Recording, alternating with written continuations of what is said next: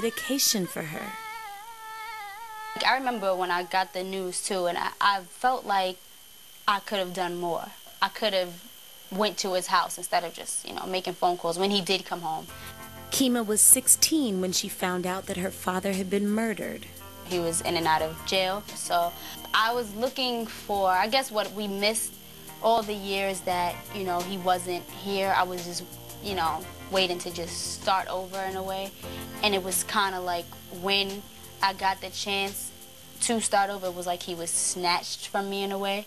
I really wanted to just share some things with Kima because it bothers me so much that, she repeatedly says, that she can't remember things and this, that, because she was so small. And this is basically songs that my dad wrote. He was actually a mentor to a lot of other people. Like, he was someone to help people get off drugs and to help people, find their way. And in that, I'm not sure how he got caught up using drugs, but it became a very bad habit and a stronghold on his life, and it kind of took control. The last conversation I had with my father, he came to my house. Christ spoke to me and he told me to sing this song. It was called So Close by Mary, which basically says that no matter what you've done or how far you've strayed away from Christ, he's still so close to you. And that was just basically me using my ministry to speak into his life. And he sang a song back to me. So it was kind of like the last interaction with my father was just us ministering into each other's lives. It left a void where I became numb to the things around me. Like, I didn't want to be in school. It's like kind of like, why don't I have a father?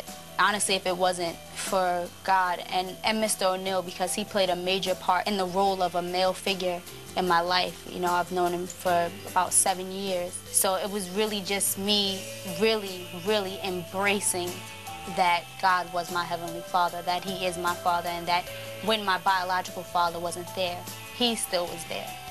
Although Kima had her mother, sister, brother, and other family members to lean on through the grieving process, her 7-year involvement in the Christian step group Feminine Fire and the brother group Nubian Gents provided additional support, as well as spiritual and emotional healing. I've watched Kima grow. I've watched her learn to deal with a lot of pain. She waited so long for him to come home, and then to have him come home and then just to be taken away was almost more than one could bear. But she rose, she overcame.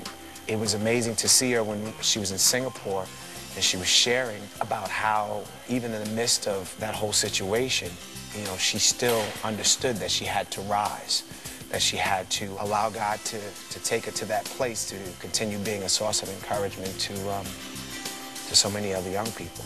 My ministry itself it's gone to a new level.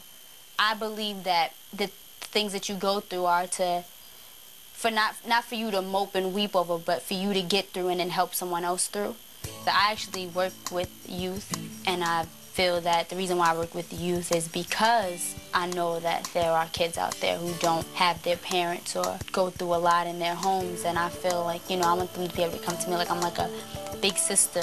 I teach them step and dance and just basically mentor them and give them principles for life.